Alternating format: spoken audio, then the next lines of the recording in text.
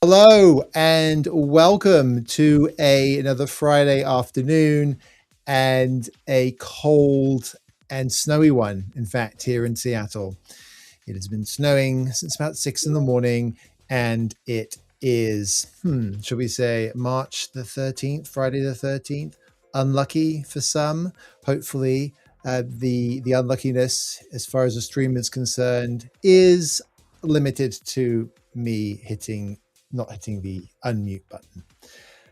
Welcome. So I'm Matthew Woodget. I love helping founders figure out how they are going to get across the message that they want to get across.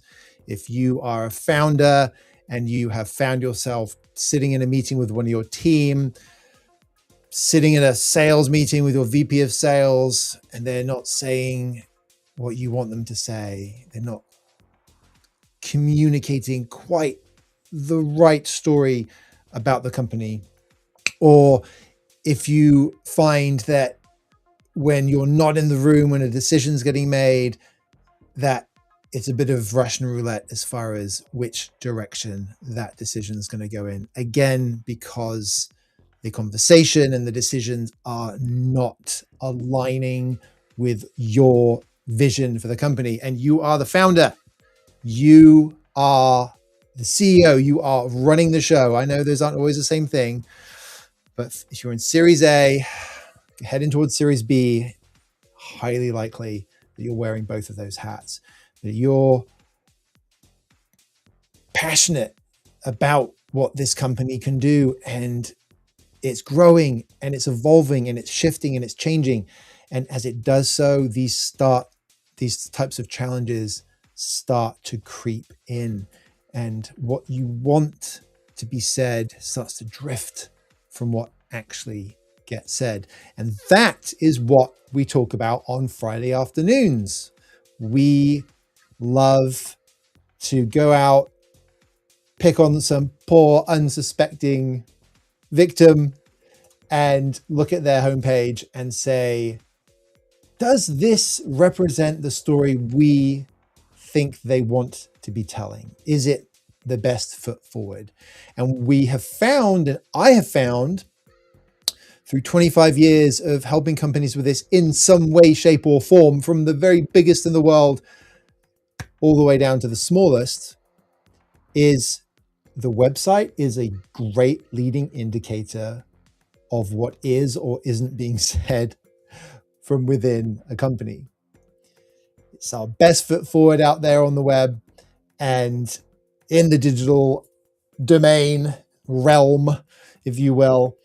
And if we can't get the website right, guarantee you that is a forward leading indicator of some other challenges when it comes to pushing the company in the direction that you want to push it into. And that is what we do on Fridays at Go Narrative. And of course, look, I know you're juggling a lot. If you're responsible for a startup's website, I bet you got a lot on your plate. You're probably running all of marketing, and you're trying to serve what the company's trying to do, and also what the latest campaign is, and the latest product launch, or the latest pivot, all of these kind of things. I get it. I know it's hard, but I think we can all agree that if somebody comes and shares some ideas on how to level it up, that is going to be a positive thing. And this frequently comes up, right? This idea of explaining. If you have to explain it, people aren't getting it, right? It's why we pull out the dictionary to look at a definition, because we don't understand what that specific word means. We're not getting it. It doesn't make sense to us yet. And if you have to explain what your above the fold on your website is trying to say, is it trying in the right way? And if you have to sit down and have that conversation, then guarantee you there's a problem there, and a problem worth tackling. Now, I said it's a forward-leading indicator because it's highly likely that whatever led you to the place where your homepage is probably the same culture, the same decisions, the same conversations that are affecting how your VP of sales is leading your sales efforts, or how the team is prepping for that next investor presentation, how you're prepping for that next investor presentation. And as a founder, especially founder CEO, you're juggling it all. You're juggling a lot. And the company, Series A, and the company started to get bigger, and it's harder for you to be in every room. You can't be. So you need to be able to express your presence and express the heart and soul of what you're trying to do in a way that compresses, travels, and then decompresses in whatever medium it needs to, whether it's a website, sales conversation, investor presentation, marketing campaign, customer engagement, partner engagement, event presentation, keynote, you name it. And if the best of what you have, if the best line is locked in the back of the building, we've got to do something about that. We've got to get it out there. So if you have to explain your website with a meeting, probably got a bit of a problem there. And one way of testing to see if you've got this problem, and the fact you're on this stream means you're trying to do a better job. Even if you're not doing a terrible job, or even if you don't think you're doing a terrible job, you're probably not doing a terrible job, okay? Even if we can be better, there's some stuff we're doing that's right, okay?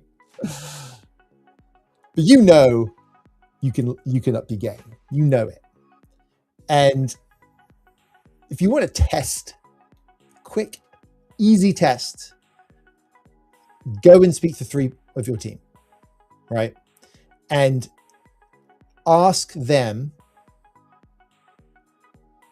to tell you in 30 seconds or less, what is our story right now?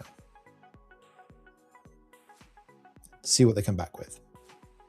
Ask your VP of sales, your head of engineering, your CTO, your co-founder, anybody that's responsible for anything big you've got coming up. Yeah. Launching a new website, for example, who is doing that job? Ask them to. And if those are not aligned, they don't have to be the exact same words. I want to be really clear on this. We don't have to use the same words all the time necessarily. Okay. There are situations when I'm sure that you want to have something like, you've got a tagline, just do it, Nike. Okay, those words have to be the same every time. I'm not talking about that. I'm talking about when the CEO, you get up on stage and you are communicating that core passion about what you do, or what gets written on the website, or what is the beginning of an investor deck, what is at the close of an investor deck. The words don't have to be exactly the same, but they have to come from the same place. They have to be siblings, or at worst, cousins. Really, really close cousins. Okay? And that resonance has to be there, even if the words aren't exactly the same.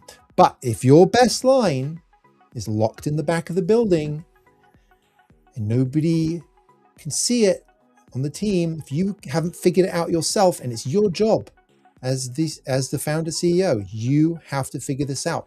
This is still your passion project. You haven't moved on to the next innovation yet. You haven't stepped away, right? You are a vital part of this team and this company. And as much as you absolutely need all of those people around you, you are a leader, and that to be a leader, you need people to follow you. And yes, some of those things are things like charisma and trust and believability. But another part of it is, are you clear and consistent in how you communicate? Are you telling the story in a way that makes sense for where the company is today? And that's changing in Series A. That's changing as you're shifting and you're moving and you're going from Series A and you're 6 to 9 months out and you're looking at Series B. Yes, there's the alphabet soup version, but this could be, you could be self-funded and you could be, have a 2 million annual run rate pushing towards 10, like same type of growth stage. Okay. You've moved from, you were 10, 15, 20 people. Now you're 50, 75 people, right? So the labels we use, okay, can help us speed things along, but that's the kind of space we're talking about. And that growth that you're in right now, you're expanding, and what got you to here isn't going to get you to there in many ways. The product, customer service, your sales approach, your operational approach, the story that you tell is a vital part of it as well.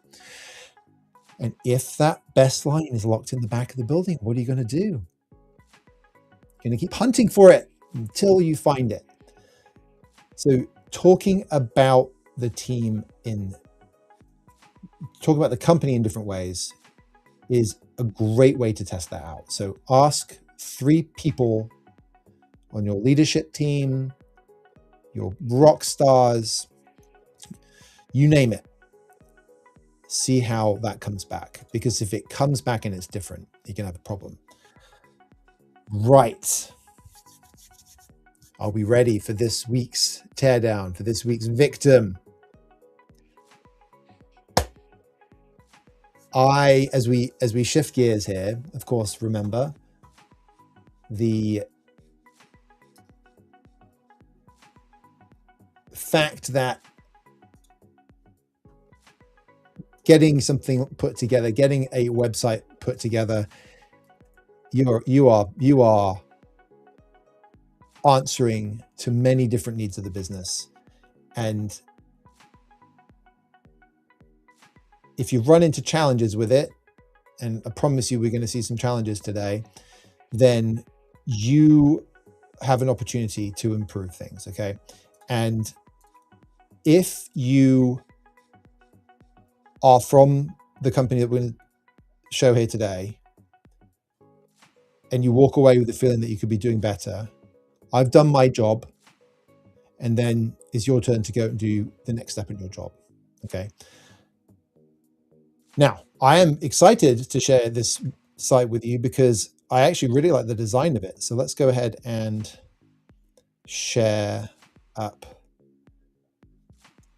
the screen.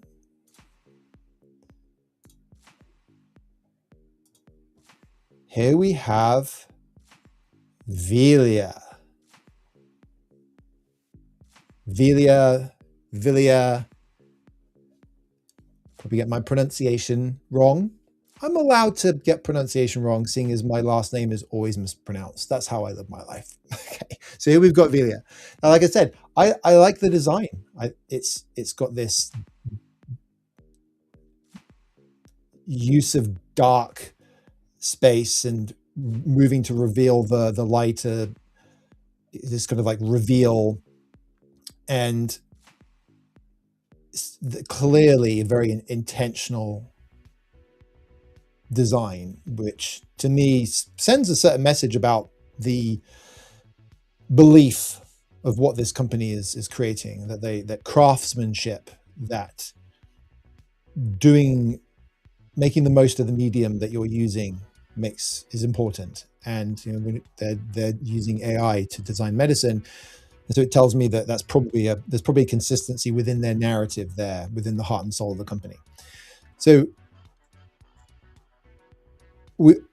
I said earlier, does a homepage need a meeting to explain it? In this case, I would tailor that to say, where does this page require a scientist to decode it? Because you are going to see that on here. And one of the first things that we see is the credentials. They're right on deck, right? So we have some of the early intro stuff, but then we learned about the Nobel Prize. Okay, and this is $71 million, peer-reviewed in Science, the journal. Okay, that's some pretty big science chops. Okay,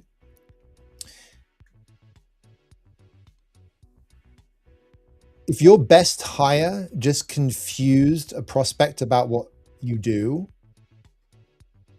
and your best hire wasn't a scientist, or if they were a scientist, but they confused the person sitting on the other side of the table, not because they're bad at their job, but because your story isn't compressing and they're getting creative. Watch the scientists get creative. They can create all sorts of things. The power of science. If it lives in your head as the founder, it doesn't live on the page. It's locked. It's hidden away in that back room.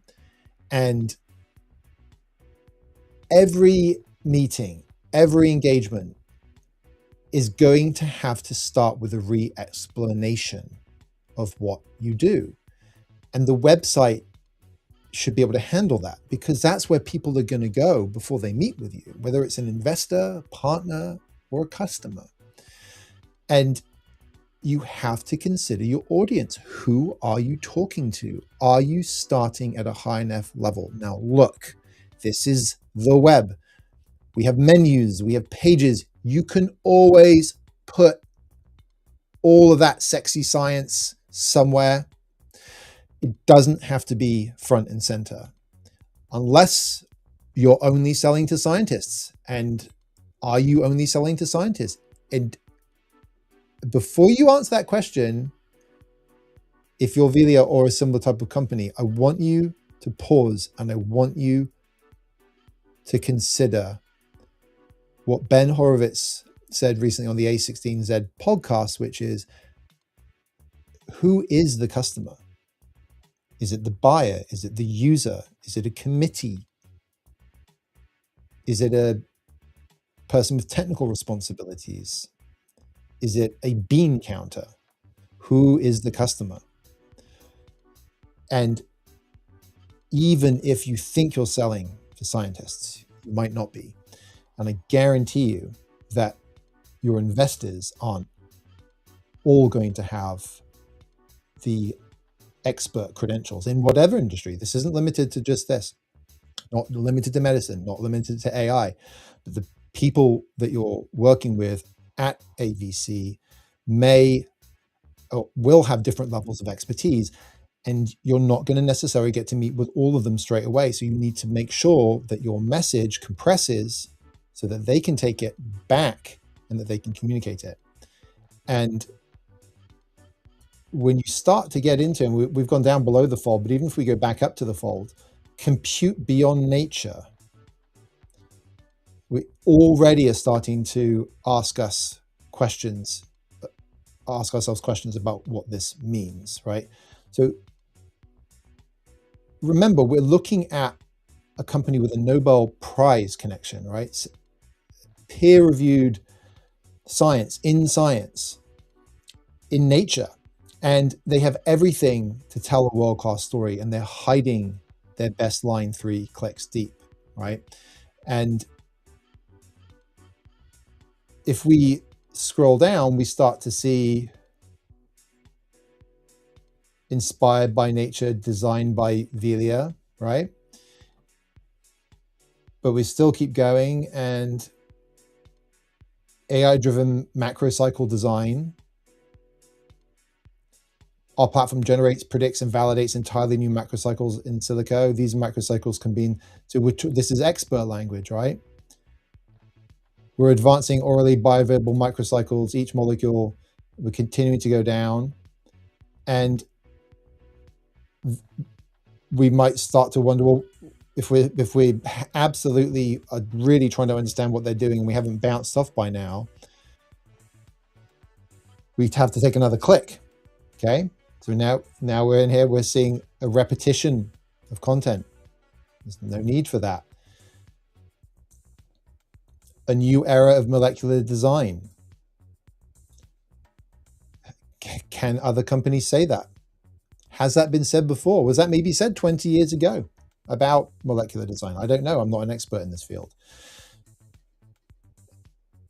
Don't let that be an excuse, though, because you need to be able to connect with the non-experts and give them enough of a compressed message and a compressed story that's going to travel and be able to expand. Our vision is to unlock therapeutic spaces untouched by evolution, using generative models and design-first thinking to pioneer entirely novel modalities. Are we getting something here? Maybe. What do you think about that? Answers on a postcard. I think the next line is even more important. Traditional drug discovery searches through what already exists. We design what should exist. Why is that not on the homepage? That is the value proposition. It is the heart and soul of the company. It's the part of the core of the narrative. It's part of the vision. Traditional drug discovery searches through what already exists. We design what should exist. This isn't about better copy. This is about sequencing. This is about putting the right thing in the right places, leading with the break in the world. In this case, the break in the world is other approaches only search through what already exists. And that's broken because you don't have to do it that way. And we don't. We design what should exist. That is a bold statement. That could be what a narrative is hung on and then spun out from that. Imagine all of the messaging on this site if it was pivoted around this concept of should exist, right? Because I'm not seeing patients anywhere on this website either. And I don't care who your buyer is, how technical they are, their responsibility at the end of the day is going to be impacting outcomes in their organization, and impacting outcomes in their organization is going to be something along the lines of how do we improve, in this case, the experiences for patients. Those experiences should exist, okay? Experiences that don't exist today that should exist. That's an example of how you can build the narrative thread out. I'm doing this on the fly, right?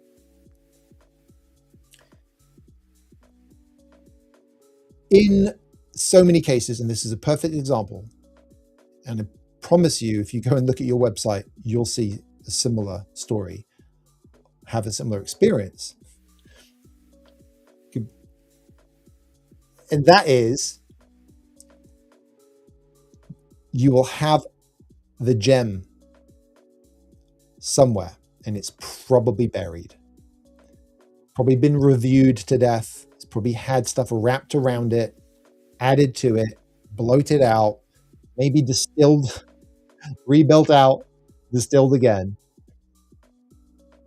This is powerful stuff, right? And the point here is figuring out what these core elements are, because that is going to give you what you need to build a story that compresses. Okay. So in this case, right, the question that we're asking is, can a non-scientist who spent 5 minutes on your website, this website, describe what you do to someone else? Right? Can they do it accurately? Can they do it without notes? Off the top of my head, y'all, if your story doesn't compress, it's not a copy problem. It's a legibility problem. It's not legible. It doesn't make sense, right? And I've kind of leaned on the scientist bit, but we could lean on the linguistics bit, because if you remember on the homepage, there's Latin as well. I mean, if you want people to think that you're trying to sound smart, use Latin. Carpe diem, right? Not everybody's going to understand what that means, and that's not even the scientist's problem. Okay, so that's question number one. Do you need an expert to communicate it? Question number two is, where on your page does the person who needs this, where do they exist? Where do they show up? Is it, in this case, is it the patients? Is it the doctors? Is it the pharmaceutical companies?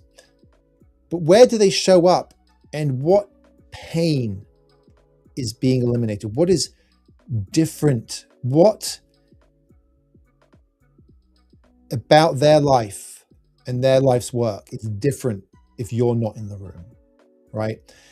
Not the platform, not the product, not the modality, not the science, not the technology, not the features, not the speeds and feeds, as we used to say in the old days in selling hardware in the Intel channel.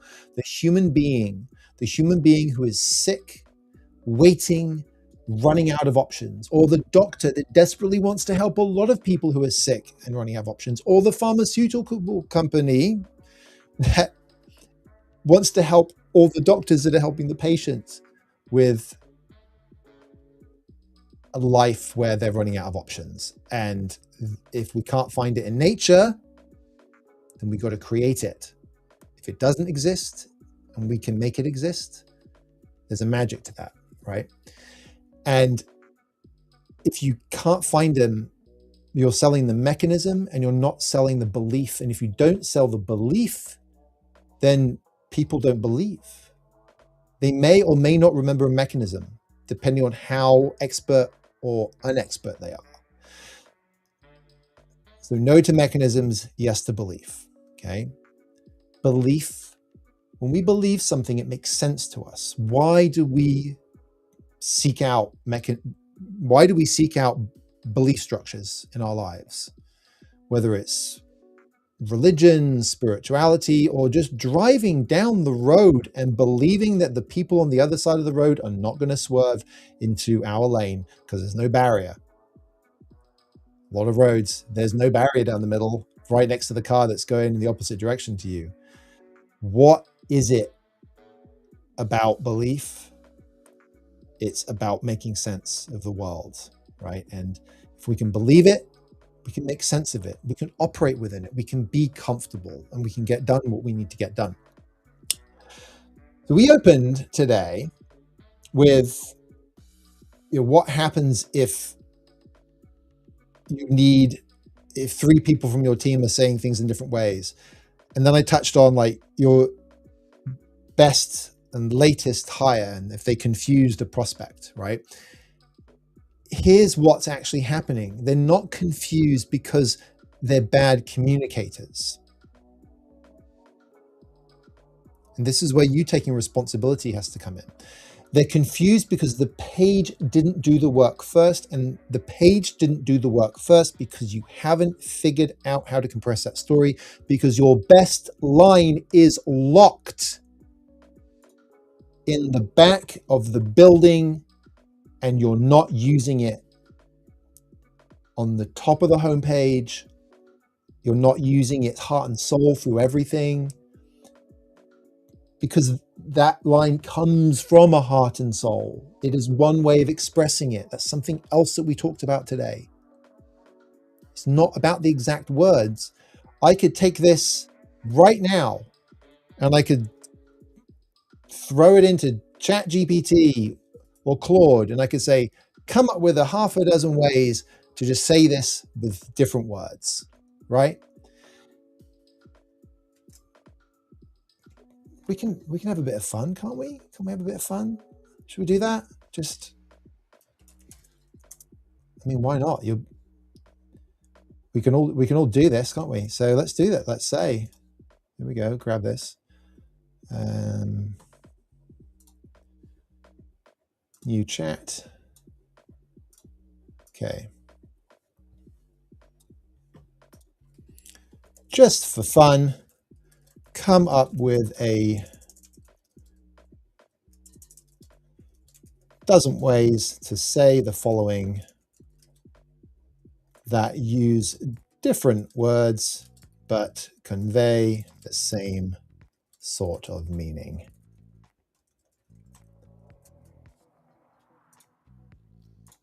Let's do it. Boom. Just for fun. Remember, you're not trying to get people to memorize stuff. We're trying to get people on our team who are already great communicators to go out there and to communicate the heart and soul of this. The museum versus the blueprint, the search versus the specification, reactive versus internal, constraint versus freedom, the difference in confidence, market language, all of these different ways. Let's pick one of these random ones. The math angle, let's pick an expert one. Traditional methods search a fixed space. We expand the space and populate it. The direct inversion, they look for answers in what already exists. We create answers that don't yet exist. Speed and intention. Traditional approaches browse, we blueprint. And if we remove the drug reference, again, just for fun, because we can, because it's fun, come up with a dozen ways of saying this with different words, phrases that convey the same heart and soul of the point. Okay. I wanted to remove that drug one just to kind of like get a bit more agnostic. So again, discovery minds what exists, we architect what's missing. Most search the map, we redraw it. They find what's there, we build what's needed. Okay, so that's enough free consulting for today. But the point being is you could do that, right? And if you're not doing that, you should be. But getting to what this point is, that might not be the right line. The actual line might be locked inside the organization still. But as a non-expert outside observer, this looks like a pretty good candidate for it.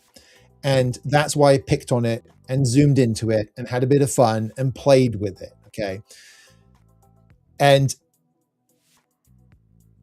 you need to do the due diligence. You need to dig into everything you're working on and do this analysis or get somebody who's going to do it for you, right? Because if you don't do that and you don't explore what these powerful core elements are, you are going to keep putting mechanism stuff on your homepage. You're going to keep putting stuff on your homepage which says stuff like compute beyond nature. Like, it's abstract. What does that even mean? Built with reverence, informed by nature, de novo by intention. Like, built with reverence to what? I mean, reverence to compute, reverence to AI, reverence to, and I know what you'd say. I know if CEO of VLA, you say, well, reverence to nature, obviously. Well, is it? Is it obvious? Informed by nature, de novo by intention, like in Latin. So that versus searching through what already exists, designing what should exist. That's simple. It's easy to understand. It makes sense. It's not just trying to be creative with something complicated. Okay. The homepage as it stands speaks to experts. It does not speak to non-experts. And there's a lot of non-experts who are involved in the buying process and the investing process. And I tell you what, if you can communicate to the non-experts, doesn't stop you from being able to communicate to the experts, but doesn't work the other way around. Okay. You have to be intentional if you want to simplify, and simple doesn't mean easy. Okay. And that's it. If you see this happening, in your company, it's time to book a narrative diagnostic. You can go and check out the resources we got up on the site. You can go to book meeting, send us an email, connect with me on LinkedIn. And when you do the narrative diagnostic, when we meet to do that, before we do that, I'm going to have you take our business storytelling assessment, our founders business storytelling assessment. And that is going to give you a story type. And we will spend the diagnostic talking about that, because through the diagnostic lens, we're able to start looking at what parts of your story are the ones that you should be focusing on right now, because the story that got you to here isn't going to get you to there. And that's why we do the diagnostic process. And it is a conversation that will reveal either that you want to go and do this yourself, or that you need some help getting it done. And I love it. I love figuring this stuff out. It's so exciting when you have companies doing the amazing kind of stuff that like Velia are doing and that you're doing, right? So I love the meetings. I love having the narrative diagnostic because I get to meet an interesting person. I get to learn about a fascinating technology and a problem that we as humanity are trying to solve for humanity, that you're trying to solve for humanity. And that's it. I'm gonna stop. I'm gonna leave it there. Gonna leave the info up for contacting us here. But thank you so much for joining us today and for today's web teardown. And I hope you can see how these dots all connect. And I'm super excited to hear what you're working on and to hear how your story is or isn't compressing today, and to figure out what that could potentially look like for you, so you can get the type of movement and impact that you're trying to have on the world and with the people that you work with inside, outside your company, your customers, your investors, and your team as well. Thank you so much. Have a wonderful rest of your day, wonderful weekend, and I'll see you next week. Bye for now.